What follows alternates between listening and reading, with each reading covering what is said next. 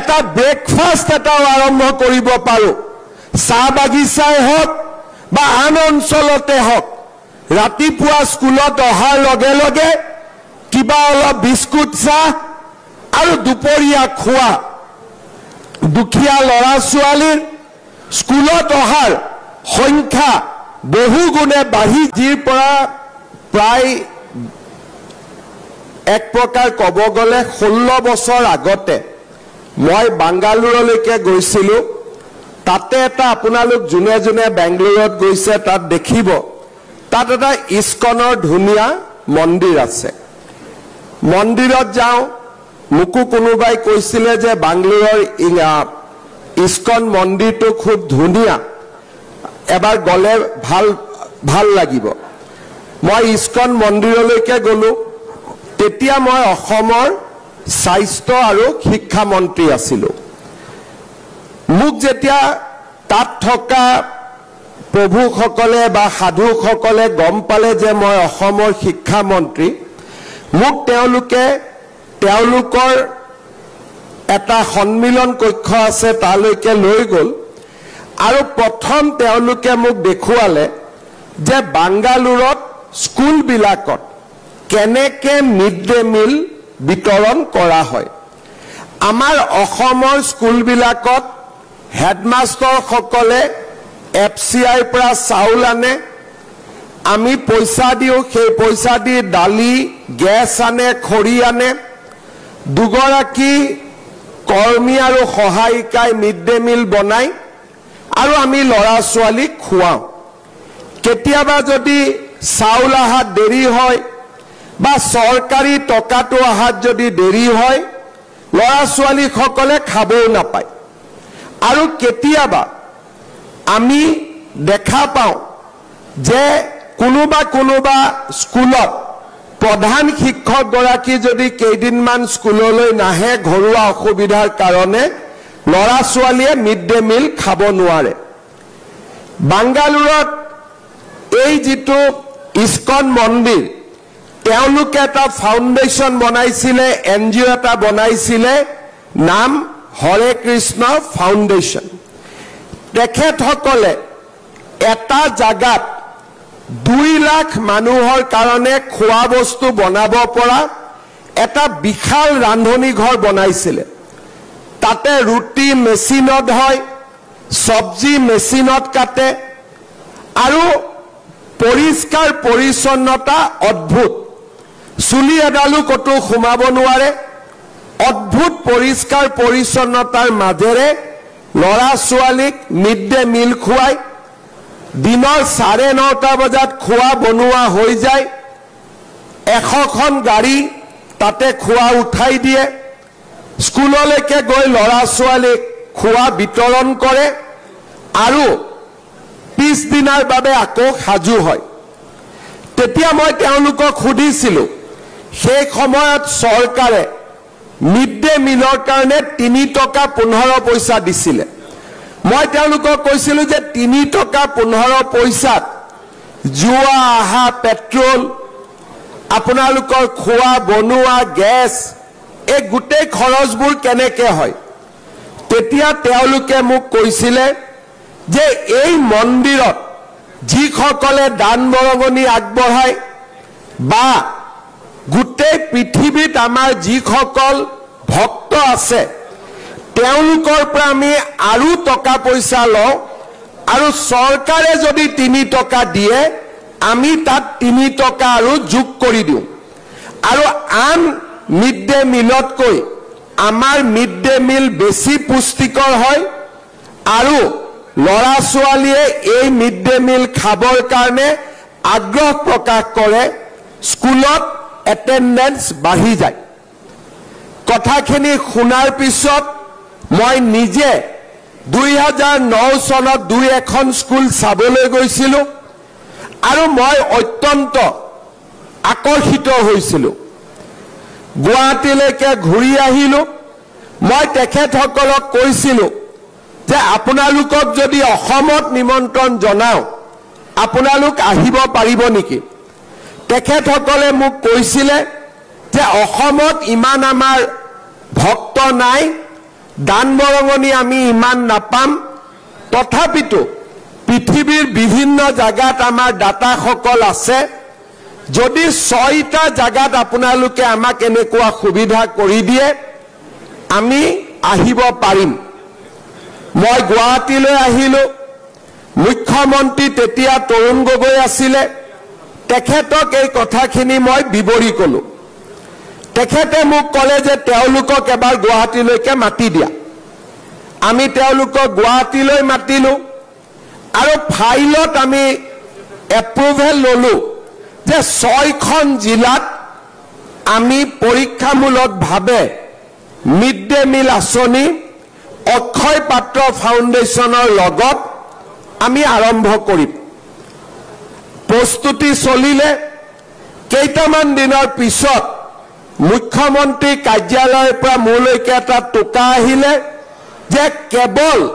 জালুকবাৰী সমষ্টিত কৰিলে কৰিব পৰা যাব আৰু আন স্থানত এই আঁচনিটো কৰিব বৰ্তমান নালাগে কিয় নালাগে ক'লে কিয় লাগে মই ইমান নগলো কিন্তু কাগজখন পঢ়ি মই দেখিলো যে জালুকবাৰীত যেহেতু কৰিব দিছে গতিকে মই অন্তত মোৰ সমষ্টিত আগবাঢ়ি যাওঁ জালুকবাৰীৰ আমিন গাঁৱত প্ৰথম আমি অক্ষয় পাত্ৰ ফাউণ্ডেশ্যন আমি আৰম্ভ কৰিলো আমাৰ সেই সময় সমষ্টিত 200খন স্কুললৈ ৰাতিপুৱা মিড ডে মিল যোৱাৰ প্ৰক্ৰিয়া আৰম্ভ হ'ল প্ৰথমতে মিড ডে মিল বনোৱা বাইদেউসকলে আহি আপত্তি কৰিলে যে আমাৰ চাকৰিটো যাব আমি তেওঁলোকক ক'লো এতিয়া চাকৰি যাব নালাগে খালি আগতে আপোনালোকে ৰান্ধনি আছিলে এতিয়া আপোনালোকে বিলনি হ'ব একেই দৰমহা পাব একেই পাব খালি বস্তুখিনি আপোনালোকে লৈ আহিব গেটৰ পৰা আৰু ধুনীয়াকৈ বিতৰণ কৰি সাফসুফ কৰি আকৌ গাড়ীখনত উঠাই দিব যেনেকৈ দৰমহা পাই আছিল তেনেকৈ পাই থাকিব প্ৰথমতে মোক বিশ্বাস কৰা নাছিলে কিন্তু দুদিন পিছত যেতিয়া মাহৰ দৰমহা মাহত পাই থাকিলে বিলনিৰ কাম পালে লাহে লাহে সেই বিতৰ্কটো শেষ হৈ গ'ল যেতিয়া আমি জালুকবাৰীত আৰম্ভ কৰিলো মোৰ ওচৰতে হাজো সমষ্টি হাজোৰ মানুহে আহি মোক ক'লে যে দাদা আমাৰ ইয়াতো কৰিব লাগে আপুনি শিক্ষা মন্ত্ৰী নিজৰ সমষ্টিত কৰিলে কেনেকৈ হয় লাহেকৈ মই কামৰূপ জিলালৈ আঁচনিখন বঢ়াই দিলো ৰাজনৈতিক পৰিৱৰ্তন হ'ল তাৰ পিছত ইয়াক কামৰূপ মহানগৰ জিলালৈ আগুৱাই দিলো দুখন জিলা আমাৰ হৈ গ'ল 1 লাখ ল'ৰা ছোৱালীৰ একেলগে খোৱা বস্তু বনাব পৰা আমি আমিন গাঁৱত ডাঙৰ কিটচেন বনালো আপোনালোকে কেতিয়াবা গুৱাহাটীত গ'লে দেখিব পৰিষ্কাৰ পৰিচ্ছন্নতাৰ কোনো শেষ নাই যেতিয়া কোভিড আহিলে গুৱাহাটীৰ যিমান কোভিডৰ আমি চেণ্টাৰ বনাইছিলো এই অক্ষয় পাত্ৰ ফাউণ্ডেশ্যনৰ পৰা আমি তালৈকে খোৱা বস্তু পঠিয়াইছিলো কাৰণ তেতিয়া স্কুল কলেজবোৰ বন্ধ আছিল যেতিয়া লাহে লাহে বিজেপি চৰকাৰ খুপনি পুতিলে আমি যোৰহাটত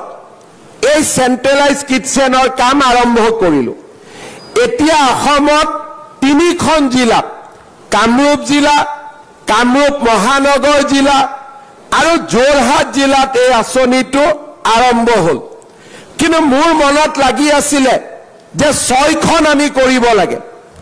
যোৱা বছৰ আমি মাজুলীত কিটচেন বনোৱাৰ কাম আমি আৰম্ভ কৰিলো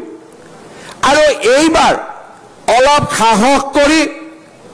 আমি নলবাৰী জিলা তেজপুৰ জিলা ডিব্ৰুগড় জিলা আৰু লখিমপুৰ জিলাত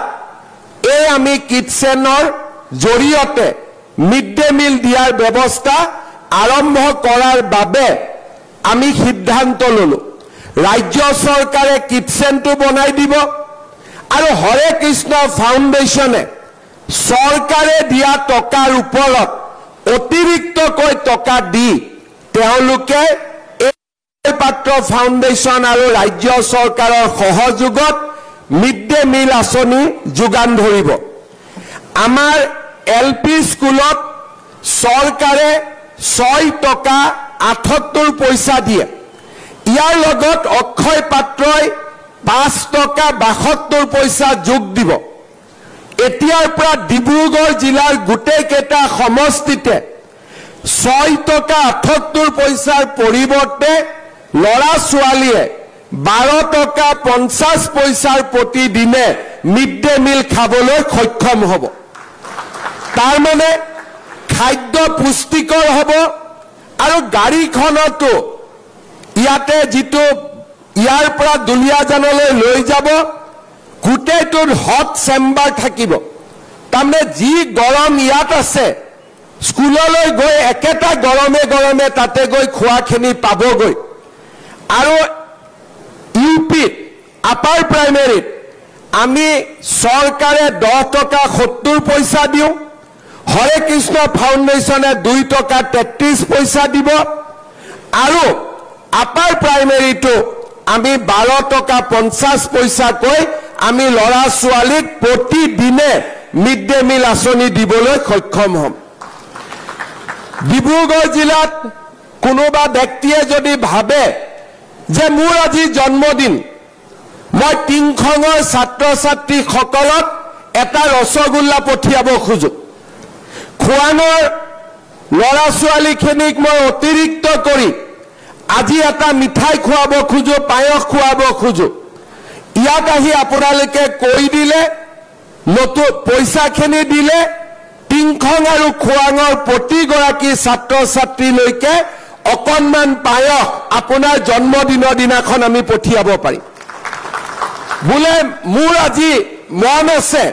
ডিব্ৰুগড় মেডিকেল কলেজৰ পেচেণ্টখিনিক ৰাজগড় এফআইউৰ পেচেণ্টখিনিক মোৰ জন্মদিনৰ দিনাখন মই খুৱাব খোজো ইয়াতে আহি কৈ দিলে আপোনালোকক অতিৰিক্তকৈ খোৱা বস্তু বনাই দিব আপোনালোকে গৈ তাতে খোৱা বস্তুখিনি পেচেণ্টসকলক খুৱাব পাৰিব আমাৰ গুৱাহাটী মেডিকেল কলেজত কোনে দিছে কি কৰিছে মই নকওঁ সেইখিনি ৰাজনৈতিক হ'ব গুৱাহাটী মেডিকেল কলেজৰ পেচেণ্টৰ এটেণ্ডেন্স সকলৰ বাবেও আমাৰ অক্ষয় পাত্ৰই প্ৰতিদিনে খোৱা বস্তু বনাই দিয়ে আৰু তাতে গৈ বিতৰণ কৰা হয় অৰ্থাৎ যিসকলে মানৱ সেৱা কৰিব খোজে তেওঁলোকৰ বাবেও ইয়াত এটা নতুন ৰাস্তা মুকলি হয় আৰু তাৰ লগত চৰকাৰে ইয়াত সহায় কৰা নাই কিন্তু নিজা কৰি অক্ষয় পাত্ৰ ফাউণ্ডেশ্যনে সুন্দৰ মন্দিৰ এটাও নিৰ্মাণ কৰিব য'ত নেকি চৰকাৰৰ পুঁজি নাই তেওঁলোকৰ নিজে চেষ্টা কৰিব আৰু কৃষ্ণ ভক্তিৰ বাবে খোৱাং আৰু টিংখঙৰ ৰাইজে নতুন সুন্দৰ মন্দিৰ এটাও বিচাৰি পাব এই হৰে কৃষ্ণ ফাউণ্ডেশ্যনে ত্ৰিপুৰাৰ জনজাতীয় অঞ্চলত স্কুল চলাই তাৰ পৰা জনজাতীয় ল'ৰাবিলাকক লৈ আহি পঢ়া শুনা কৰোৱাই আৰু অসমতো মধ্যাহ্ন ভোজনৰ উপৰিও আৰু বহুতো সমাজ সেৱাৰ কামত তেওঁলোকে নিজক জড়িত কৰি ৰাখিছে 2008 চনত মই দেখা এটা সপোন আজি 2025ত পূৰণ কৰিবলৈ মই সক্ষম হলো আৰু কেৱল ভগৱানৰ আশীৰ্বাদৰ বাবে আজি এই আঁচনিটো অসমৰ জিলাৰ পৰা জিলালৈ আমি লৈ যাব পাৰিছো শ্ৰদ্ধা ৰাইজ আমাৰ চৰকাৰখনে এনেকৈ য'ত যেনেকৈ আমি ৰাস্তা দেখা পাওঁ আমি ৰাইজক সহায় কৰাৰ বাবে চেষ্টা কৰোঁ কেতিয়াবা 108ৰ এম্বুলেন্স সেৱা কেতিয়াবা টাটাৰ লগত লগ লাগি কেন্সাৰ হস্পিটাল হৰে কৃষ্ণ ফাউণ্ডেশ্যনৰ লগত লগ লাগি মিড ডে মিল কিটচেন য'ত যেনেকৈ চৰকাৰী আঁচনিৰ উপৰিও ভাৰতৰ বেচৰকাৰী সমাজসেৱী সংগঠনবিলাকক আমি অসমৰ মাটিলৈ লৈ আহি আমি তেখেতসকলৰ জৰিয়তেও ৰাইজক সেৱা কৰাৰ বাবে আমি চেষ্টা কৰিছো শ্ৰদ্ধা ৰাইজ মোৰ মনত সপোন আছে যে পৰ্যায়ক্ৰমে আমি এনেকৈ আগবাঢ়ি গৈ অসমত যদি 35 লাখ ষ্টুডেণ্টক আমি এই মিড ডে মিলৰ সুবিধা দিব পাৰোঁ আৰু তাৰ পিছত লাহেকৈ আমি যদি স্কুলবিলাকত এটা ব্ৰেকফাষ্ট এটাও আৰম্ভ কৰিব পাৰোঁ, চাহ বাগিচাই হওক বা আন অঞ্চলতে হওক, ৰাতিপুৱা স্কুলত অহাৰ লগে লগে কিবা অলপ বিস্কুট চাহ আৰু দুপৰীয়া খোৱা, দুখীয়া ল'ৰা ছোৱালীৰ স্কুলত অহাৰ সংখ্যা বহু গুণে বাঢ়ি যাব, ড্ৰপ আউট কমি যাব আৰু আমাৰ দুখীয়া দৰিদ্ৰ মানুহে শিক্ষাৰ এটা ৰাস্তা বিচাৰি পাব।